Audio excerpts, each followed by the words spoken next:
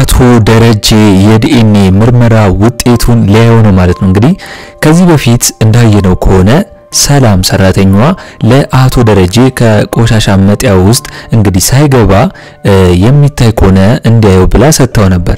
ነገር ግን ጊዜ ስላልነበረው እንዳላየው አይተናል ማለት ነው። ስለዚህ አሁን ላይ እንግዲህ እዛ ቤት ገብቶ እነ ሚስቱና እንግዲህ ዳጣና ውሃ ባሉበት ያንን መረጃ ወይም ደግሞ የዲኤንኤ ውጤቱን እያየው ነው ማለት ነው። አሁን እንግዲህ አቶ ደረጀ ያንን ውጤት ሲያይ ምን የሚያደርግ ይመስላችኋል? ምክንያቱም ወዲያው ያያት አቶ ደረጀ ሚስቱን ነው እንግዲህ ወይዘሮ ማርታን ወዲያው ነው ያያት። ምክንያቱም ይሄ ነገር እንግዲህ ሲያጠራጥራት የነበረውና እየተጠራጠረች የነበረው ማርታ ስለነበረች ማርታ ደግሞ ራሷ ልጇ አቢጌል እየነገረቻት በዚህ መንገድ ያንን ነገር እንዳደረገች ነው። እንግዲህ ይሄን ነገር ለአቶ ደረጀ አልነገረችውም።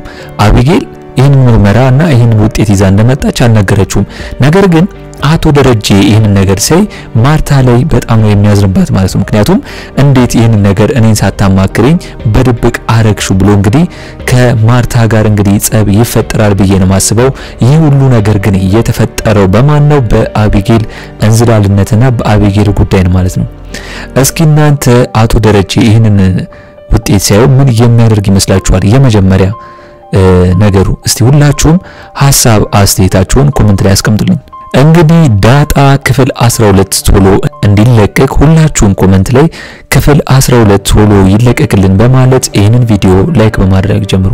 እንግዲህ እንዳየነው ከሆነ ዳጣ ያኔ ተናዳ ብትሄድም ነገር ግን አቶ ደረጀ ዳጣን ይዟት ተመልሷል ማለት ነው። እንግዲህ ዳጣ ለአቶ ደረጀ ነግሯለች ይሄንን ነገር። ምክንያቱም አቢጌል አሁን ላይ እኔ ከሁሉም ሰው ጋር ስሆንና ስጫወት ስለማትፈልግ ነው እንግዲህ ቤቱን ጥላ ስለሄደች እንግዲህ ለአቶ ደረጀ ነግሯለች። ስለዚህ አቶ ደረጀ ደግሞ ዳጣን ምንም ቢሆን እኔን ሳታስፈቅጂ ወይም ደግሞ ለኔ ምንም ነገር ሳትናገሪ ከዚህ ቤት እንዳትወጪ አንቺንም እኮ እንደ ሁሉም ልጆቼ ነው ማያችሁ አላስበለጣችሁም ብሎ እንግዲህ ዳጣን መልሶታል ማለት ነው።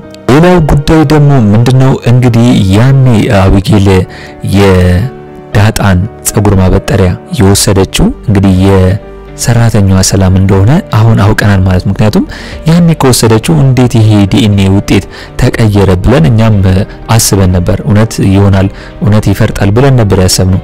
ነገር ግን ያኔ እንግዲህ ያ የዲኤንኤ ውጤቱ የሰራተኛዋ ሰላም የምታበጥርበት ጸጉር ስለሆነ እንግዲህ ዳጣም ያኔ ገና ሳታበጥርበት አቢጌል መታ ያኔ ጸጉር ማበጠሪያ ስለወሰደችው ዲኤንኤ ውጤቱ የሰራተኛዋ ሰላምና የአቶ ደረጀ ስለሆነ ያ ነገር እንግዲህ ፍጹም ስህተት እንደሆነ ነው ማርታ ያወቀችው ማለት ነው የዲኤንኤ ውጤቱ። ነገር ግን ዳጣ ያንን ነገር ጸጉር ያንን ማበጠሪያ በታበጥርበት ኖሮ ዲኤንኤ ውጤቱ ትክክለኛ ወይም እውነት እንደሆነ ይታወቅበት ነበር ማለት ነው። ስለዚህ እንደምንም ብሎ ይሄ ነገር ሳይታሰብ እንግዲህ የዳጣ አምላክ አትርፏታል ማለት ነው። ምክንያቱም ከታወቀ ብጥብጥ ነው የሚፈጠረው።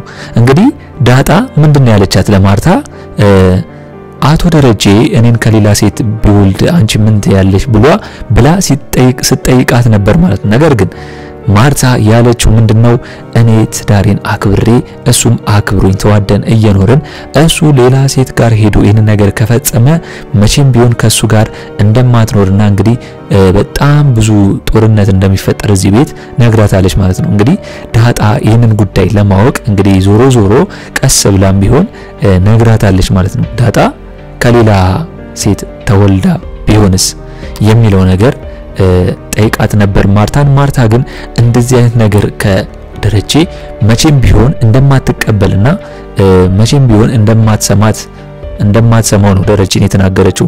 ስለዚህ ዳጣ ይሄ ነገር እውነትም ድብቅ መሆኑ አሪፍ ነው ብላ ታስባለች። ምክንያቱም ዳጣ እንግዲህ አቶ ደረጀን ይሄ ነገር እውነት ድብቅ ሆኖ እስከ መቼ ነው እውነት የሚሆነው? ምክንያቱም እኔን እህታቸው ነች ትክክለኛ ብትል ኖሮ እኮ ሁሉም አይጠሉኝም ይወዱኝ ነበር ብላ አስባ ነበር ዳጣ። ነገር ግን አቶ ደረጀ ይሄንን የደበቀው ለምን እንደሆነና በምን ምክንያት ደግሞ ያው ድብቅ አርግቶ የቆየው አሁን ላይ ዳጣ የሚገባት ይመስለኛል። እንግዲህ ዳጣ አቶ ደረጀን ስለ እናቷ ጠይቃው ነበር። እናቴ ማነች የት ነው ያለችው ማንነው ስሟ የሚሉትን ጥያቄዎች አቶ ደረጀን ስትጠይቀው እንግዲህ አቶ ደረጀ አሁን እንደማይነግራትና ያው ግን በጊዜው ሂደት ቀስ እያለ እንደሚነግራት ነው እየነገራት ያለው አሁን ላይ ሰራተኛዋ ሰላም እንግዲህ አሁን ላይ ሰራተኛዋ ሰላም ዳጣ ከአቢጌል ጋር መታረቃቸውን ሰምታለች ነገር ግን አሁንም ቢሆን ዳጣን አቢጌልን መቼም ቢሆን እንድትጠነቀቃትና መቼም ቢሆን እንዳታምናት ነው እየነገረቻት ያለችው ምክንያቱም ሰራተኛዋ ሰላም ዳጣ እንድታስብ የሆነ በቃ ይሄ ነገር ማድረጓ ለምንድነው የሚለው ነገር እንድታስብ ነግራታለች ምንድነው ከዚህ በፊት አቢጌል ዳጣን ጸጉሯን ልትቆርጥባት እንደነበርና እንደገና ደግሞ አሁን ላይ ደግሞ ከማበጠሪያዋን የተቀበለችው ለምን እንደሆነ ምክንያቷ ምንድነው የሚለው ነገር እንድታስብና ይሄንን ነገር ቆም ብላ እሷም ይሄ ነገር ለምንድነው አቢጌል እያደረገች ያለችው የሚለውን እንድትጠነቀቅ ነው ምክንያቱም ሰራተኛዋ ሰላም የዳጣ እናት እስከሆነች ድረስ በጣም ከባድ ነው ማለት ነው እውነቱ ከተረጋገጠ ስለዚህ ሰራተኛዋ ሰላም ዳጣን እንድትረጋጋ ወይም ደግሞ ከአቢጌል እንድትጠነቀቅ መቼም ቢሆን ተጣረቅም ብላ ለሷ ፊት እንዳትሰጣት ነግራታለች ስለዚህ አሁን ላይ ዳጣ ሰራተኛዋ ሰላም ያለቻትን ነገር በደንብ መስማት አለባት ብዬ ነው ማስበው ምክንያቱም ጠቃሚ ነገር ነው ያለቻት እንዳትሸወድ እንዳትታለል እንግዲህ አቢጌል ደግሞ ባደረገችው ነገር እንኳን ሳትጸጸት ራሷን ትክክለኛ በማድረግና ለዳጣ እንግዲህ እሷን እየፈረጀቻትና እየከሰሰቻት ነው ያለችው ምንም ሳታረግ ነገር ግን አባቷ ደረጀ ያቃል አቢጌል ይሄንን ሰራ እንደምታሴርና ተንኮለኛ እንደሆነች ስላወቀ ከዚህ በፊት እንግዲህ ወርቁን ዳጣ ሰርቃለች ብላ እሷ ላይ እጇን ስቀስርባት ኖሮ ራሷ ላይ የተገኘውን ስለሚያውቅ ይሄን ነገር እሷን እንግዲህ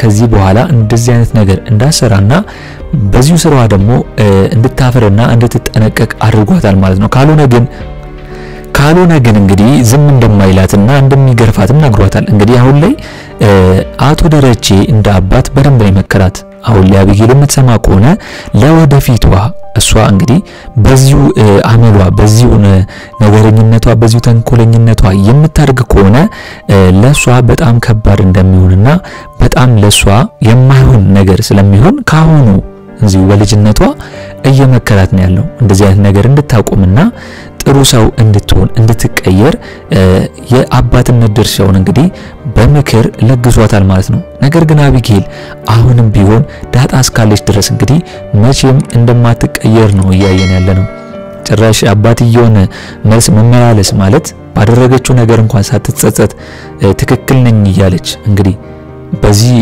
ሁኔታ ውስጥ አባትየውን መመላለስ ማለት በጣም ከባድ ነው ስለዚህ እስከዛሬም ድረስ አባትየው ለዚህ እንደዚህ እስከመተውን ድረስ አለማየቱና አሁን ግን ባለችበት አጋጣሚ እንደዚህ አይነት ነገር ማድረጓን ወይም ደግሞ ማሰቧን ለሰው ክፉ መመኘቷን እንድታቆም ነግሯታል ማለት ስለዚህ አቢጌል ይሄንን ብትሰማ ጥሩ ነው ለራሷም ስትል ይሄን ነገር ካልሰማች ከባድ ነው የሚሆነው ነገር ግን አሁን ላይ ዳጣ እንግዲህ ለወይዘሮ ማርታ የጠየቀቻትን ጥያቄ ማርታ የሆነ ሰዓት ልታስብ ትችላለች እንዴት ዳጣ እኔን ከሌላ ሴት ቢወልስ ደረጀ ብላ ለምን ጠየቀችኝ የሚለው ነገር ሊመለስባት ይችላል ወደፊት ምክንያቱም አቢጌል እንግዲህ ዳጣ የአቶ ደረጀ ልጅ ናት ብላ ስላሳመነቻት ነገር ግን ያን እንደኔ ውጤት አይታ ግን እንዳልሆነ ካወቀች በኋላ ግን አሁን ላይ ደግሞ ነገሩን የተረሳውን ነገር ዳጣ መልሳ ደረጀ ከሌላ ሴት እኔን ቢወልደኝስ አንቺ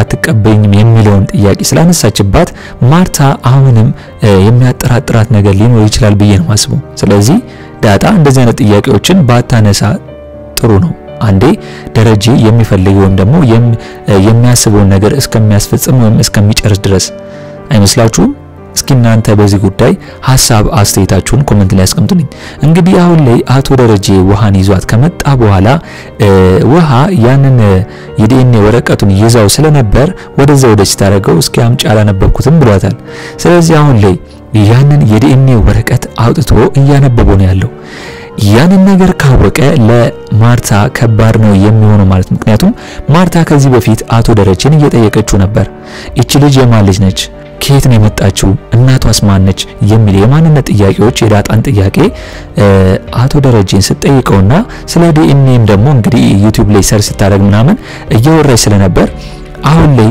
ደረጀ ይሄንን ውጤት የዲኤንኤ ውጤት ሲያየው ምንድነው የሚሰማው? እውነትም ማርታ ይሄን የዲኤንኤ ውጤቱን ለካ አደረገች እኔን እስከዛሬ አታምነኝም ወይ? አሁን ላይ ማርታ የደነገጠችው ለምንድነው? ወይኔ ጉዴ አየብኝ ምክንያቱም እኔ ነው እሱ የሚያስበው ወይም ደግሞ ያደረኩት የሚመስለው የሚለው ነገር ስለምታስብ በጣም ደንግጣለች ማለት ነው። ስለዚህ አሁን አቶ ደረጀ የሚያደርገው የመጀመሪያው እርምጃ ምን የሚል ይመስላችኋል ብዬ ነው ማስበው። እስኪ እናንተ በዚህ ጉዳይ ሐሳብ አስተያየታችሁን ኮሜንት ላይ አስቀምጡልኝ። እንግዲህ ሌላው ጉዳይ ምንድነው? ወይዘሮ ማርታ ሰላሚና ወይ ሰራተኛዋ ሰላምና ዳጣን ስታያቸው እንግዲህ እንዴት ነው እናትና ልጅ ተመሳሰላላችሁ ብላታለች ማለት ነው። እንግዲህ ማርታ እንኳን ሁለቱን ስታያቸው እናትና ልጅ ነው የመሰለቻቸው። ስለዚህ አሁን ላይ ዳጣ ምንድነው ያለቻት? እንግዲህ ማርታን እናትና ልጅ እንመሳሰላለን ደስ ብሏት ማለት ነው። እናት ስለማታውቅ እናቷን እና ስላላገኘቻት በአሁን ሰዓት የእናት ናፍቆት ስላለባት በጣም ነው ደስ ያላት ማለት ነው። ነገር ግን ያው ሰራተኛዋ ሰላም ይሄን ነገር ስለምታውቅ ቶሎ ደንግጣ ለማርታ የሆነ ነገር ላቅርብ በሚል ሰበብ እንግዲህ ቶሎ ሄዳለች ማለት ነው። እንግዲህ ማርታ የዳጣን አለመማርና እንግዲህ በዚህ ሁኔታ ውስጥ ሆና አሁን ላይ ወደፊት ዳጣን እንደምታስተምራት እንግዲህ ቃል ገብታላታለች ማለት ነው። እዚሁ የምትሆን ከሆነ ማርታ እንግዲህ ዳጣን ክፍል አስገብታ እንግዲህ ትምህርት ቤት ልታስተምራት ወስናለች። ይሄ ደግሞ በጣም ደስ የሚል ነገር ነው ማለት ነው። እንግዲህ እስቲ በክፍል 11 ላይ ያላችሁን አስተያየት ዳጣ ዛሬ ምን አያችሁ? ምን ተመለከታችሁ? ምን ታዘባችሁ? ምን እንግዲህ ወደፊት ደግሞ ቀጣዩ አቶ ደረጀ ምንድነው የሚያደርገው የሚመስላችሁ? እስቲ እናንተም በዚህ ጉዳይ ውድ የቻናሌ ቤተሰቦች ሐሳብ አስተያየታችሁን በኮሜንት ማስቀመጣችሁን እንዳረሱ። እንግዲህ በኔ በኩል የዛሬው አስተያየቴ እንን ይመስል ነበር። ዳጣ ክፍል 12 ቶሎ እንደተለቀቀ እኛም በኮሚኒቲ ፖስታችን ስር ወዲያው ለእናንተ የምናስቀምጥላችሁ ይሆናል ማለት ነው። ለቻናሌ አዲስ ከሆናችሁና ሰብስክራይብ እስካሁን ያላደረጋችሁ ካላችሁ ሰብስክራይብ በማድረግና የደወል ምልክቱን በመጫን ቤተሰብ እንድትሆኑን በአክብሮት እንጋብዛለን።